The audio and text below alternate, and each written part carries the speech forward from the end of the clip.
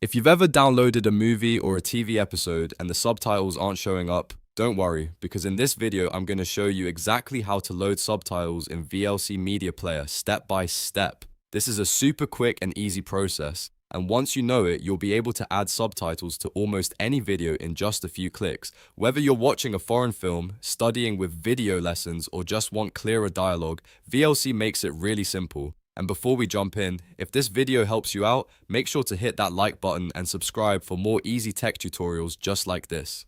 Alright, let's get started. First, open VLC Media Player on your computer. You can launch it from your desktop, your taskbar, or your start menu depending on how you usually open your apps. Once VLC is open, the next thing you need to do is open the video you want to watch. You can do this by clicking Media at the top and then choosing Open File, or you can simply drag and drop your video directly into the player.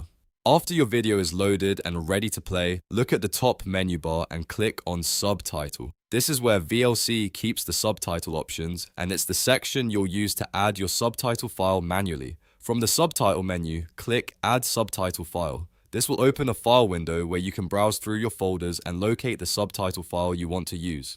Usually subtitle files come in formats like .srt, .sub, or .ass, so make sure you choose the correct file for your video. Once you find the subtitle file, click on it to select it, then click Open. VLC will immediately load the subtitle track into your video, and you should see the subtitles appear during playback. If the subtitles don't show right away, give the video a moment to refresh or make sure the subtitle file matches the video properly.